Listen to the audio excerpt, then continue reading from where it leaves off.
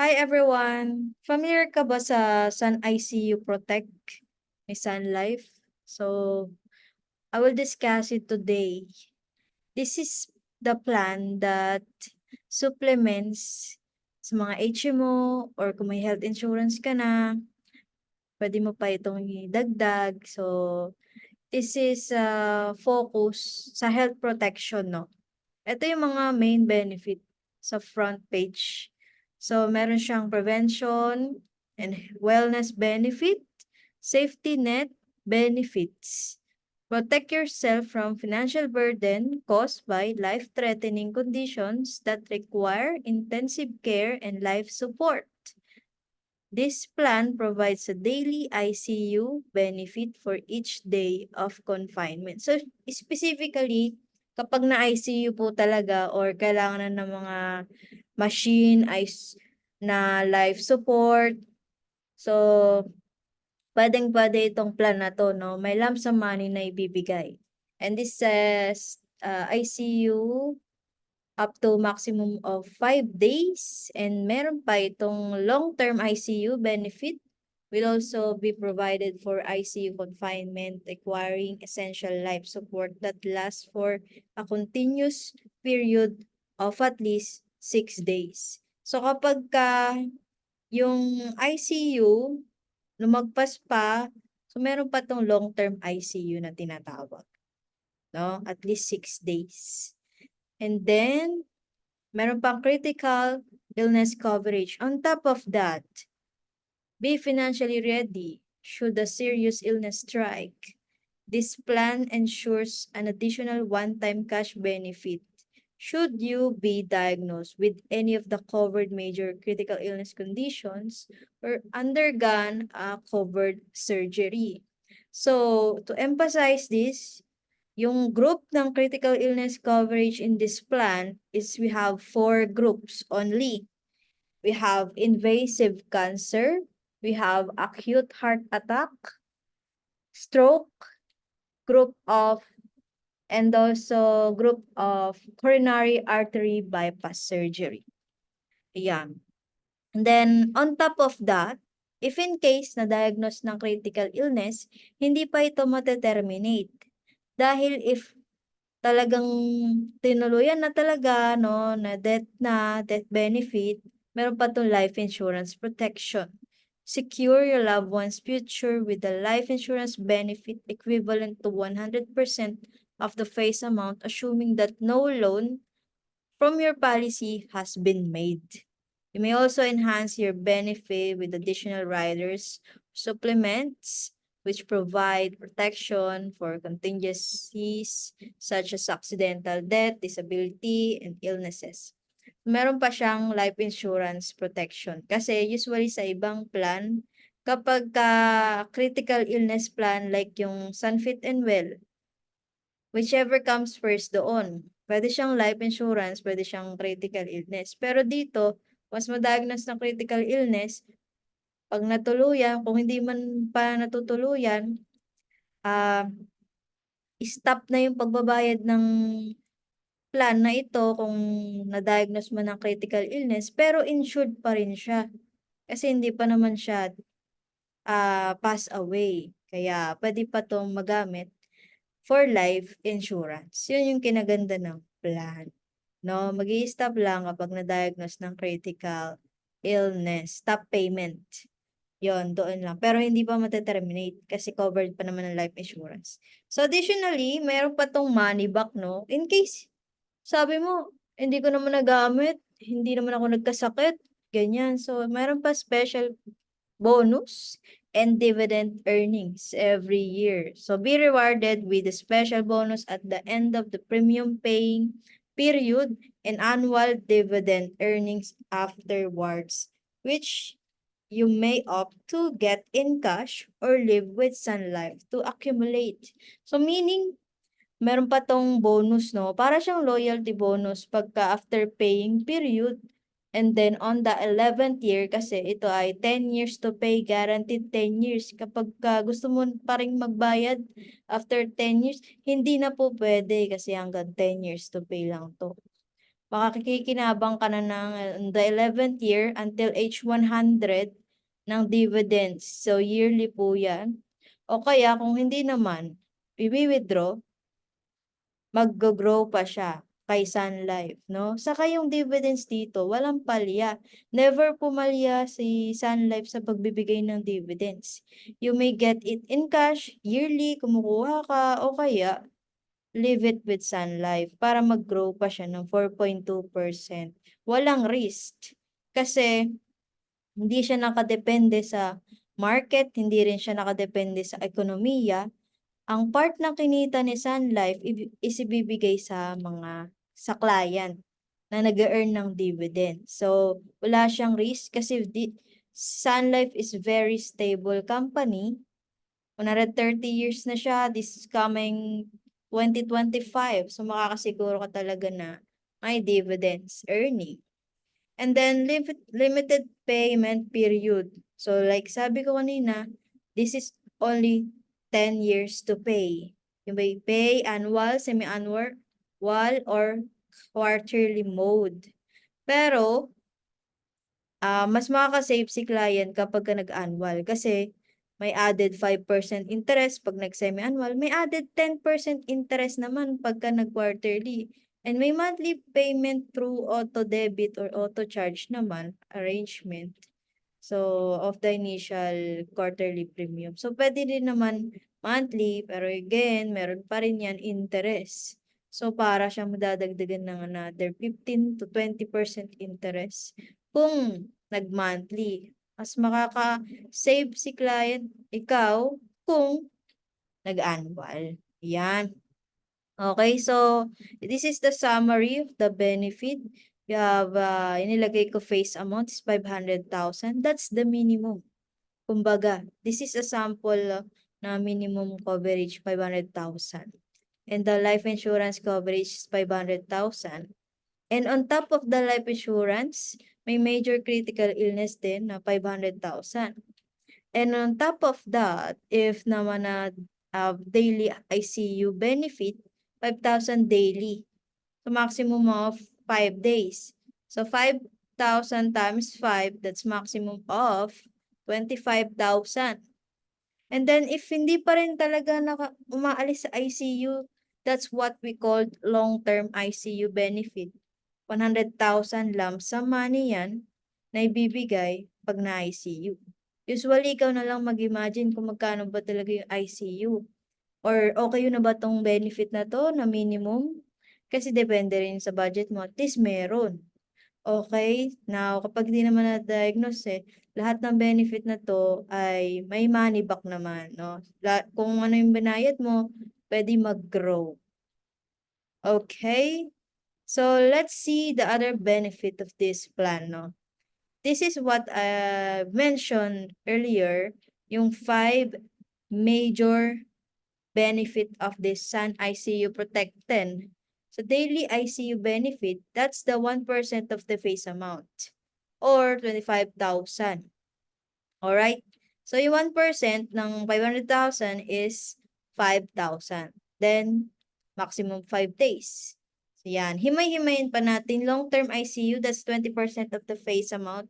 So, what's the 25% of 500,000? That's 100,000. So, yan. This benefit is payable only once. And then, on top of that, major critical illness, 100% of the face amount. Yung 500,000, hindi yun nababawasan. Buong-buong 500,000 face amount ang bibigay kapag ka critical illness. It's either invasive cancer, group of acute heart attack, group of stroke, or coronary artery bypass surgery. This is payable only once. Okay? So, either of the 4 groups lang. Isa lang. Kasi, if iba-iba naman yung critical illness, tapos major pa, usually hindi na talaga yung tumatagal yung buhay kasi malala na talaga yan, major na yan eh. Kumbaga kung may minor, ito, ang mga minor, stage 1, stage 2, pero pag stage 3 pataas, that's major critical illness, malala na talaga. So, and the next, on top of that, may meron pang prevention and wellness benefit. Okay, so any of the available prevention and wellness programs, which may include among others, so meron tong APE. Pwede mong piliin APE, pwede rin piliin ay diagnose procedures, vaccinations, or yung pangatlo, screening test to avoid to be availed once within a policy year. Okay? So, pwede itong starting on the second policy year, and then every other policy year thereafter until 20th year of this policy, subject to provision. So, meaning, after 2 years, pwede ka na mag-physical exam. Either of the 3 na binanggit ko, no? Kung gusto mo, physical exam or diagnose procedure or screening test. Pero usually, physical exam, kompleto na yung mga test na yan eh. Okay, so after 2 years, pwede mo i-avail yan. And then, after 2 years ulit, every 2 years yan. So hanggang 20th year. Meaning, until 10 times mo siya pwedeng magamit. Magpapa-physical exam ka every 2 years.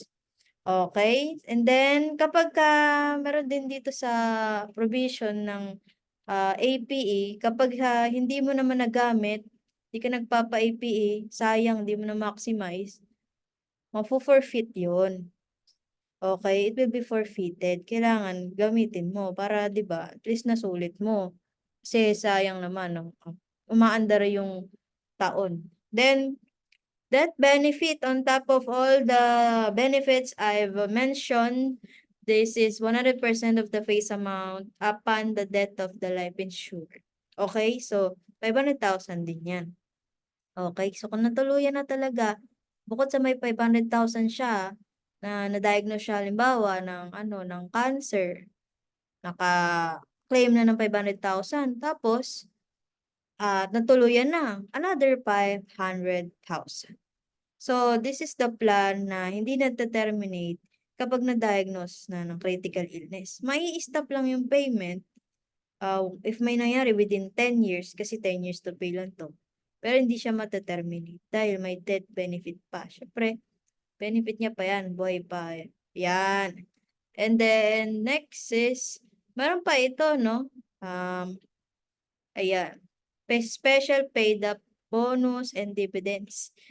The cash benefits of the plan. Meaning, yung sinabi ko kanina, yung dividends after paying period on the 11th policy year.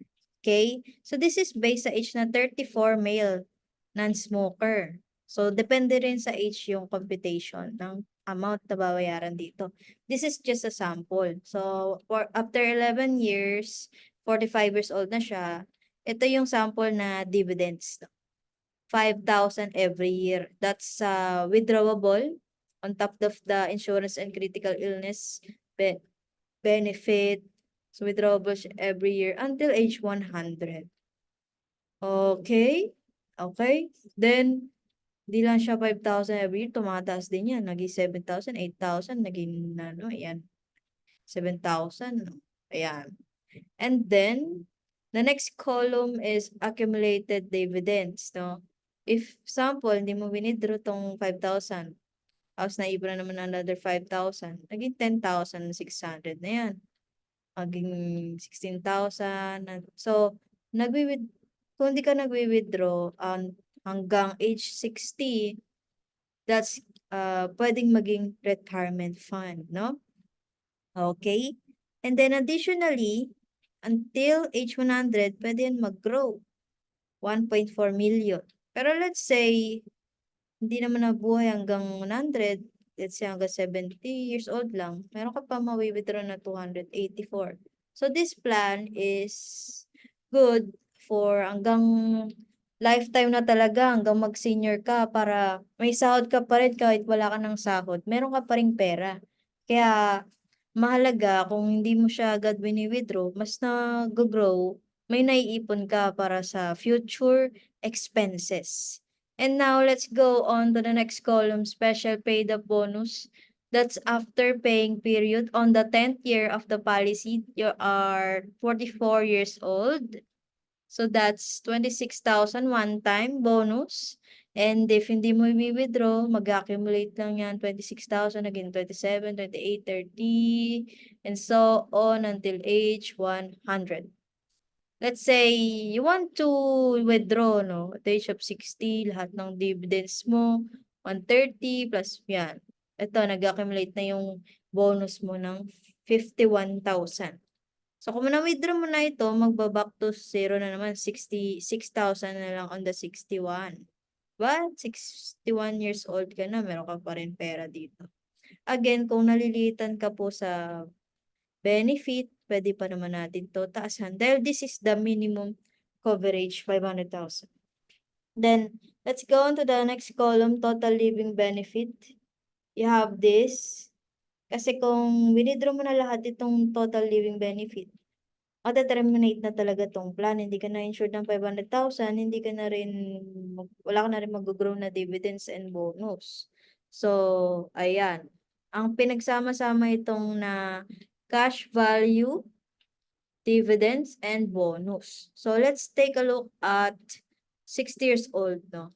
Pag 60 years old, this is the cash value. Now, itong cash value, loanable naman to.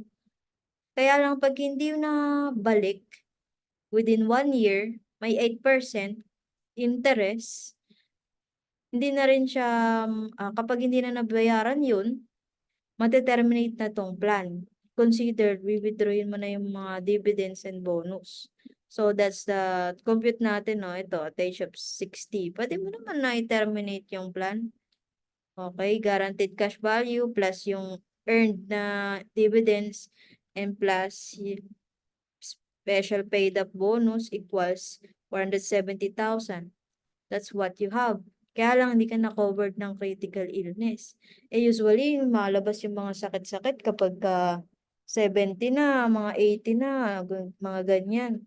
So, kailangan mo talaga ng plan na to. Parang, yung dapat talaga mangyari is, itong plan is good for your health. Pero kung napatunayan mo talaga na immortal ka, let's say hanggang 75, siguro pwede mo na i-terminate. Kasi baka talagang immortal ka, hindi ka na talaga makakasakit nun. Okay, so, ayan. And usually kasi pagka senior, doon lang mag-occur yung mga sakit-sakit. So, until your senior years, you have peace of mind, safety net na makakasure ka na meron kang makukuha dito. So, next column na tayo, total death benefit. Since day 1, insured ka na ng 500,000. Kahit hindi pa umabot ng bayad, hindi naman talaga abot ng 500,000 total payment dito. Saka nakakita ng plan na installment na, pero yung coverage na makukuha niya, hindi aabot sa binayad niya. Parang yung, hindi katulad ng mga real estate, 'di ba? Na talagang pagka-installment mataas interest. So this plan based sa age 34 male non-smoker 39,735 annual. Parang 40,000 annual lang, 'di ba? Yung total payment in 10 years matatapos ka ng age 44, that's total of 397,350 lang. Yung benefit since day 1, 500,000. Tapos may at the age of 60, may money back ka na total kung gusto mo na i-terminate, 470,000. Money back talaga, 'di ba? O kaya hanggang terminate mo na ng age 75, that's 827,000. Let's say 860,000 pag 75 na. Pag napatunayan mo na hindi ka talaga nagkasakit, pwede mo na itong mapakinabangan. Okay, so tumoble na yung binayad mo. So that's how money will work for you. At the same time, you're covered, you have peace of mind, with the ICU, life support, anything na mangyari, death benefit, meron ka. Kung meron ka na HMO, this is supplemental. Kung meron ka na Sunfit and Well, pwede mo ito supplement sa Sunfit and Well mo, health insurance. Kasi cover sa, ayan, yung life support, yung mga machine, andiyan naman, and then, ito naman yung mga major critical illness, like sabi ko kanina, kasama dyan invasive cancer, acute heart attack, stroke, and coronary artery bypass surgery. And yun, yung mga paid up bonus. So that's all. If you have any questions, akin just let me know if hindi kasya sa budget mo. If you want other plan, meron pa namang ibang plan. This is just a discussion about Sun ICU Protect that is also recommended to you in case talagang you need safety net in health and for your future retirement as well. So covered na yung future retirement mo dito kung hindi ka naman nagkasakit. Okay, kasi parang libre actually, parang libre siya. Pinatunayan mo lang na kaya mo mag-save ng 39,000 ng 10 years. Okay? So let me know kung nabababaan ka kasi pagka life support, ICU, milyon talaga yung gastos dun eh. So this is just a minimum. Okay. Uh, that's all. Thank you.